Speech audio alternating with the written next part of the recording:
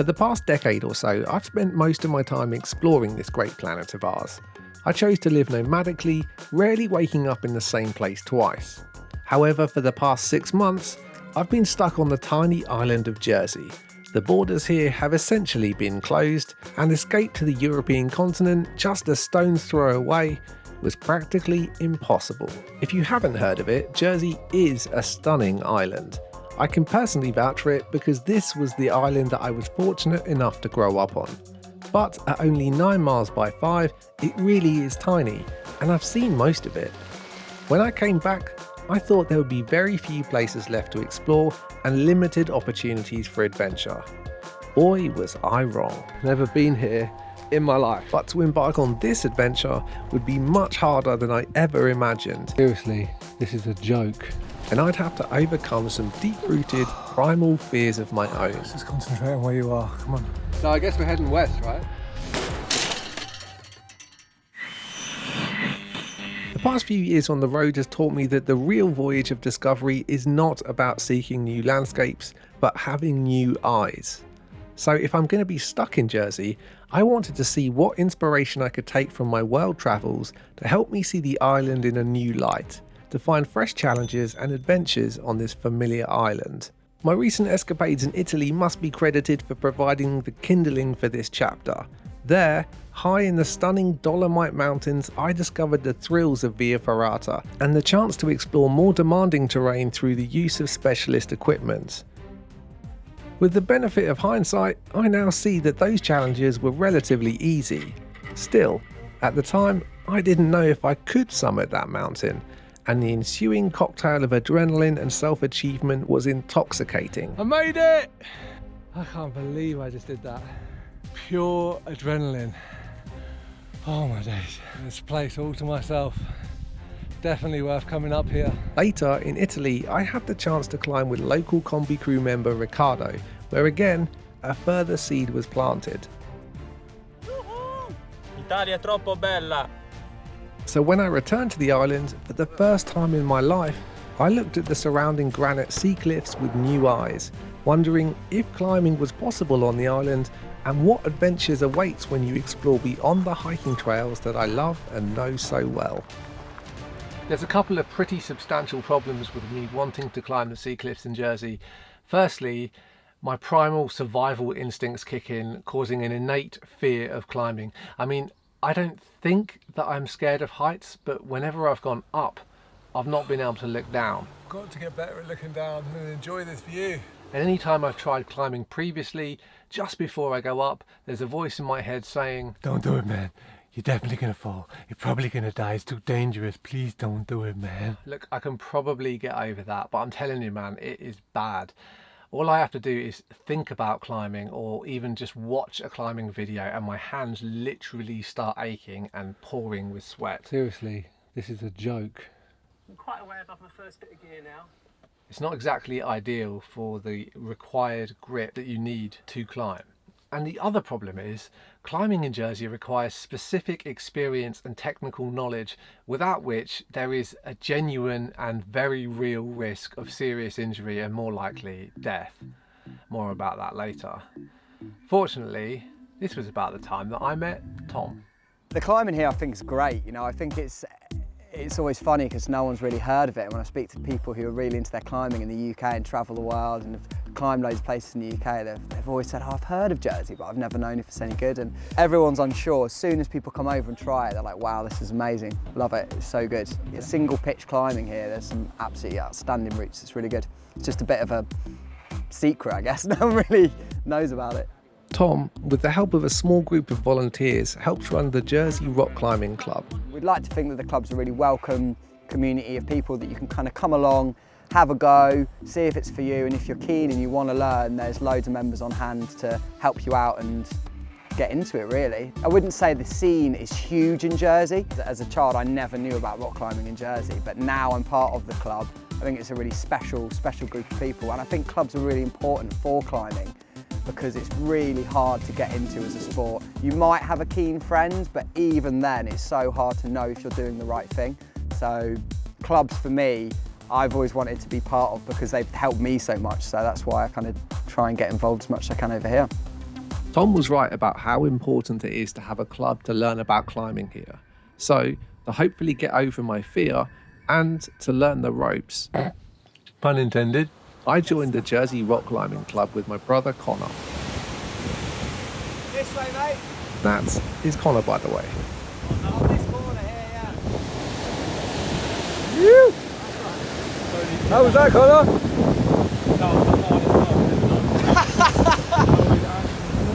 It was so cool going out on the face there. You're like, oh my god, it looks easy from the ground, and all the stuff in it's like not quite good enough. There was literally a point where I was just like, I don't want to do this. I want to say, mate, you smashed it. Well done. At this point in the story, both Connor and I were complete noobs, but we were both super keen to acquire the skills necessary to discover Jersey's hidden adventures. Not only to climb with the club, which actually you can do with zero experience, but one day, hopefully, be able to embark on our own independent adventures and expeditions. The problem was, it was coming into winter, not exactly climbing season in this part of the world. And to make it worse, the island was heading into lockdown, and the only indoor climbing wall in Jersey had just closed due to the pandemic. But when I said we were keen to learn, I meant it. So right now all the gyms are shut and the indoor climbing wall is shut, but there is an outdoor climbing wall in a kids' play park. This is St Andrew's Park, and I tell you what, we've converted it into our own little climbing gym. It is designed for kids, but it's a nice little workout.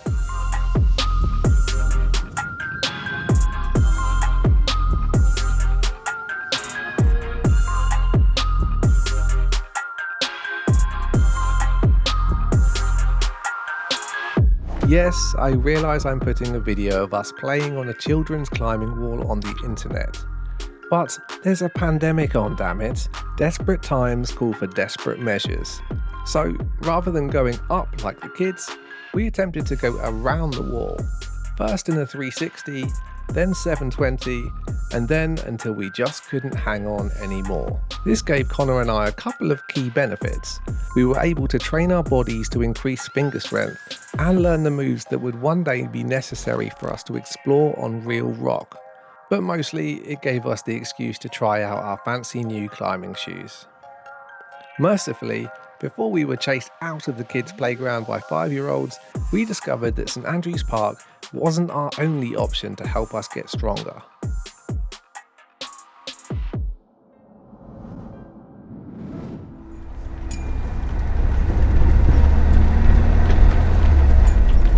This'll do. Heading out on a little mission to scope out a little place that we might be able to climb. I'll do a little bit of bouldering.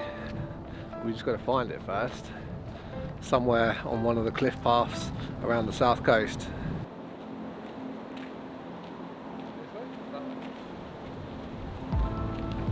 Flipping freezing today. It's like -1 with a like basic wind chill factor of like -12. So the snow has just cleared. It's an extraordinarily cold day in Jersey, but still a chance to get out for an adventure. Look at that guy down there. He's just crossed as the tides opened up to the tomb. Look, you see him on that tiny little sand bridge. Jersey is just so stunning. Whew, love it. Love Jersey. So this is Gritstone Crag. There's a couple of climbing spots, or more than a couple up here, but we're not going to be doing the whole wall. We're just going to be traversing across this section here, basically bouldering. We don't have any mats, so if we stay low to the ground, we should be pretty safe. And we've got the sun setting behind me, and we've got a windbreak. It's really windy here today. We've got a windbreak, so this is the perfect location. It's a great opportunity to do a little bit of outdoor exercise and keep our climbing muscles strong whilst the gyms here are closed, and the climbing wall indoors is closed as well. So luckily we have these natural resources like 10 minutes away from our house, so we're very blessed. Love Jersey.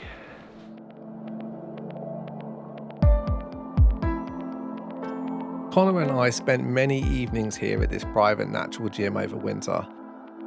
But rumour has it there are other hidden locations around the island. We just needed someone to introduce us to the bouldering scene. Hello, mate. You okay?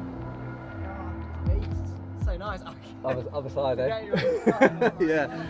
It's American. Well, it's German. Yeah, we'll whack it in the back here. You know what? Maybe we should go up to the north. Trying to decide if it will be. When's it last rained? All along there's like pretty good stuff actually. I don't think I've been down here either.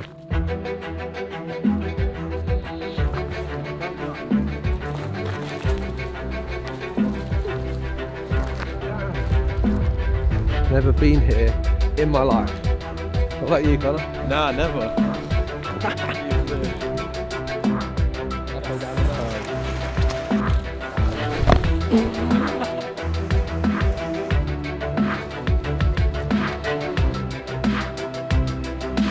If you don't know much about climbing, you will have noticed that we're not exactly tackling big sea cliffs here, nor using any ropes actually. That's because this is bouldering. I'll let Tom explain. It's going to sound really pathetic saying climbing up short pieces of rock.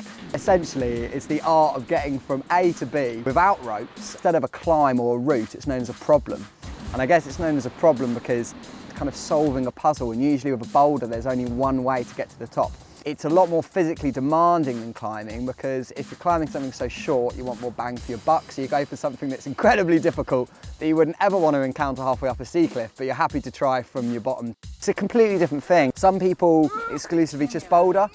Traditionally it was seen as training for rock climbing, to practice these really hard moves so you'd be able to do them on the actual crags themselves, but now it's exploded into its own sport, indoor and out really. One of the challenges with some of Jersey's climbs, particularly in the winter, is finding dry rock. That's because many of the bouldering rocks are submerged twice a day by the huge incoming tides. There we go, smashed it. And in winter, the rocks don't always get time to dry out. Around the island there are countless beautiful rocks, many of which are exposed for just a few hours a day by the huge Jersey tides. New boulder projects, perhaps previously unclimbed, can still be discovered around the island. So I made it my lockdown project to scour the coast, kind of chip away each week and kind of try and explore and find some decent bouldering spots. A lot of the bouldering here is coastal, so it involved checking low tides and going around and seeing what hadn't been documented, and slowly but surely put together this document that will hopefully be a little bit of a beginner's intro to the island for bouldering and show the main spots and places to try out. Bouldering really is great training for climbing, but it can be frustrating when you can't get higher than 1 foot off the floor. Yes! Yes, go on. Go on, mate, stick it. Go on. Oh, I'm done. That's it, one more go and you've got it.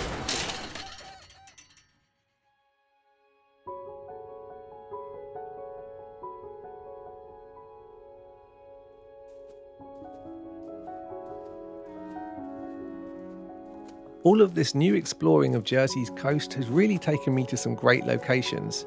I mean, I've always loved exploring the old Nazi fortifications from when Jersey was occupied in the Second World War. Hello! There are heaps of cool bunkers and gun emplacements still on display around the island, but I just discovered that most of the cannons actually ended up here. So yeah, these are the guns. Yeah, that slide. I've never seen this. Yeah, it's cool, right? This is absolutely crazy. I've never seen this.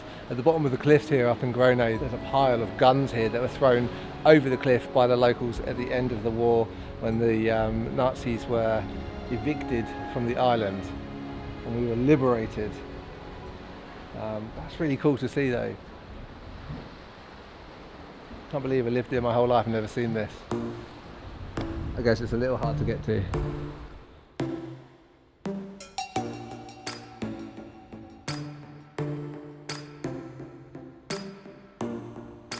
To get the most out of climbing in Jersey, I wanted to get off the boulders and onto the sea cliffs. But in order to do that, we were going to need some rope, and more importantly, some rope skills. I mentioned earlier that climbing in Jersey is especially risky, and that the type of climbing on the island requires specific technical skills. That's because here we have traditional climbing, known as trad.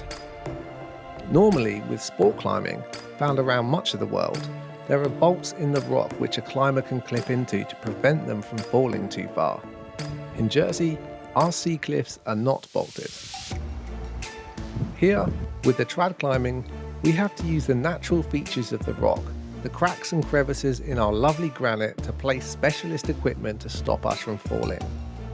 Trad climbing is completely different to me because it's a lot more risk involved, so it's a whole different kind of way to climb. I think that's really special about Jersey, and also the UK and the States and Australia are kind of places in the world that have held on to their trad kind of traditions of not letting places be bolted. And I think it's really important because the argument is if you don't need to bolt a place and there's natural protection that will go in, leave it that way, because there's that element of adventure and that purest form of, you know, it's such a different way to climb something. And also from an environmental point of view, I don't think you need to kind of drill bolts into rocks to be able to enjoy climbing them. It takes quite a lot of experience to know exactly how to place the protection in the rock. There is zero room for error. Apparently, this tiny piece of metal is enough to catch my fat ass when I fall. It doesn't look possible. You see, if I don't put the right piece of equipment in exactly the right position, it will rip out when I fall, and I will more than likely hit the deck. The consequences are obviously severe injury or death. I think this nut is too small for this crack. It explains why everybody has so much gear around them in those jingly jangly metal mini skirts that everybody's wearing. If I'm going to take this climbing thing seriously, I think I'm going to need to gear up. I will need, obviously, my climbing shoes. A helmet's probably a good idea. A harness? Yep. Definitely a chalk bag for my sweaty palms. A belay plate and carabiner? Okay. A nut key? Alright then. Some screw gate carabiners? Check. What's this? A giant sling? You're telling me this can hold the weight of an elephant? Alright. 2 more smaller slings, you say? Okay. A big set of metal nuts. Yeah, no kidding. Smaller nuts. And different shaped nuts. You've got to be joking. What are these? Hexes. Damn, they're annoying. Ooh, cams. My inner geek likes these. My wallet, not so much. Quick draws. Where the heck am I supposed to put all of these? A couple of extendable alpine slings too. You expect me to climb with all of this on? We haven't even taken into account rope. That's better. That's a static rope for top rope anchors. I'll need a climbing rope too. Alright, let's go climbing. Climb when ready, if you can.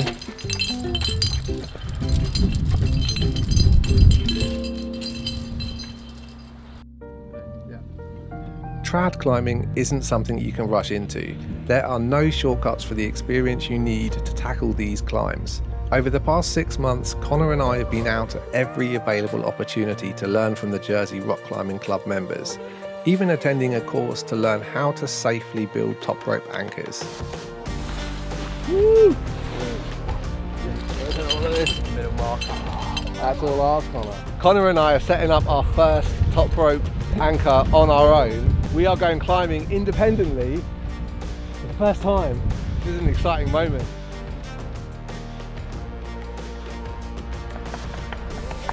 So we're at our local rock, Gritstone Crag. I think it's quite a fitting place. We feel comfortable here. So it'd be nice to do our first climb. We've got to put together the knowledge that they've taught us in the Jersey Rock Climbing Club. Cheers guys, and see if we can build ourselves an anchor.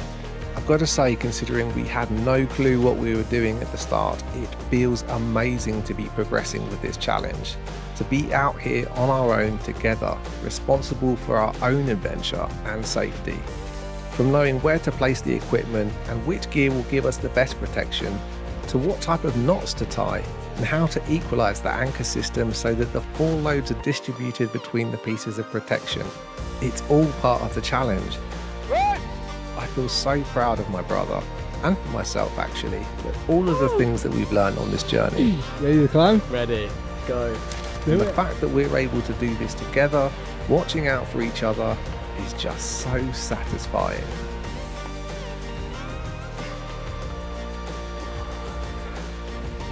Being able to rig our own top rope anchors anywhere means we can now continue to build our strength and skills to progress with climbing, to find out exactly where our limits are and how to push past them.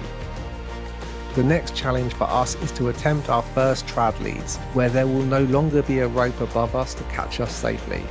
We'll have to free climb up the cliffs and place our own protection as we progress, where the risks and rewards are even greater. This journey so far has shown me that at the beginning I was indeed a bit scared of heights, and especially scared of falling. But one thing I'm scared of even more is letting that fear stop me from living my life to the fullest. So now, I've learned that I can look down, and more importantly, onward and upwards. Until next time, happy travels.